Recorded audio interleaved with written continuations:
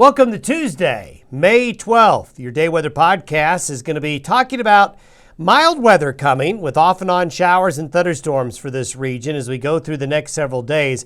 What we have, folks, is textbook middle of May weather. This May, as we go through the next 2 or 3 weeks, is pretty much right in line what we normally see in what I'd call a normal May pattern. There's really no such thing as a normal May pattern, but we certainly see trends during the second half of the month that we've seen before. So it's not going to be as cold. We're going to get a little more mild. Certainly don't expect any real warm days. We're going to have a steady dose of Pacific influence, meaning more mild temperatures but Pacific moisture. And that's going to mean some showers and thunderstorms. Now, a big warm-up's coming late in the weekend and into early next week. This is the current jet stream setup as of early this morning. You can see that we have a little bit of a westerly flow now. This trough, there's still a lot of cold air that still is sitting here left behind by that cold front over the weekend. But that's going to get pushed off the continental divide. Despite the foggy, cloudy start to the day for some of you, we're going to see temperatures moderate with the Pacific now really starting to take over. With that Pacific flow, this is the precipitation forecast through Sunday. You can see along and north of I-80, then down into the central mountain areas of Colorado, into the southern plains, this flow of Pacific moisture is going to bring some needed rain to central and northern California and the Pacific Northwest coast. And what we're going to have are little systems meandering like this as they come through. The heat of the day with these disturbances and available moisture will produce a daily chance of showers and thunderstorms in the region, favoring the eastern side of the divide. We had some really good rain yesterday in Colorado's western slope and in this area here. In fact, some flash flooding in Utah yesterday. But it's going to be east of the divide where the better rain chances will be for the next 3 to 4 days. We think through Saturday, off and on showers and thunderstorms will be around. Some days you're going to get wet. Some days you're not, but they're going to be out there. We're hoping that this comes to fruition. Southeast Colorado, the Panhandle areas really need some rain, and they've got some chances here later this week. Now, this is the temperature forecast by later this afternoon. And what's really interesting about this is here is the boundary of the really cold air. Notice it's come off the continental divide, and it's going to start to go to the east. So a warm-up is building here, getting started today.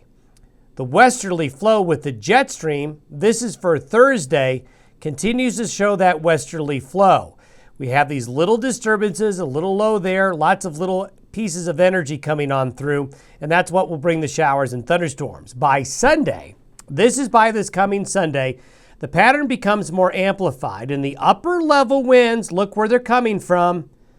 They're coming from the desert southwest. Now by Sunday, that desert southwest air gets pushed in. And we're going to see a big warm-up come into this part of the country here with that change in the wind direction with the jet stream.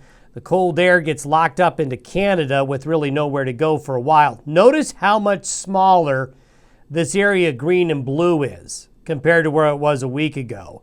As we get to the end of the weekend, this is the type of temperatures that come. These are temperatures relative to average. So we're talking 10, 15 degrees above average by Sunday into Monday. That means 70s and some 80s. So we do see some warm temperatures coming, but not till Sunday and Monday, at least real warm temperatures. 10 days out, by next Thursday and Friday, the 21st and 22nd, that's a date we gave you last week that we thought it would turn wet again, and it looks like it. What we're going to have is some meandering areas of low pressure into the Pacific Northwest and Western United States during that last week of May. We're going to have a big high and a big warm up here. All the areas that have been so cold are going to have a big warm up into, well, basically an early summer pattern by the last week of May. The last 10 days of May in the west is going to be turning more wet, especially favoring the Pacific Northwest and the central and the northern Rockies here. The last 10 days of May look real cool and wet up here. And that's going to affect many of you watching and listening to this podcast for the last 10 days of May before we get to June. This is all the way out to May 27th. Notice we have this high amplitude ridge of high pressure in Western Canada. We have this trough. It's not a terribly cold trough, but we've seen this time and time again. At the end of May, you get these lumbering low areas of low pressure that move really slowly, that don't necessarily make it brutally cold, but do make it wet. That's one reason why May is such a wet month. We tend to get those. This area of low pressure up here, what we tend to see at the end of the May, two things could happen. This could end up coming through behind this storm here, spoiling the start of summer. But a lot of times, the other thing that'll happen is these become almost semi-stationary and the jet stream straightens out and we get more to an early summer pattern right around or just after that Memorial Day timeframe. So we'll keep an eye on this, but certainly the last 10 days of May are looking wet for many areas of the central and northern Rockies and the central and northern high plains. Let's take a look at the latest drought monitor, and we want to highlight this because we really do have some dry areas in the podcast listening area. The southern plains, Oklahoma, Texas Panhandle, into southwest Kansas, then basically along and south of I-70, it's been really dry.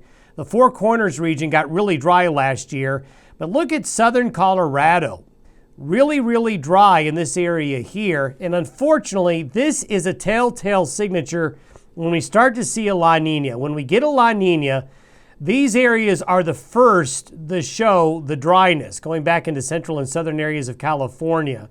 And then what tends to happen is that dryness migrates north in the fall and winter spring season, something to keep an eye on. But this tongue of dryness that extends from the Pacific Northwest and central and northern California needs to be watched as we get into late spring and summer.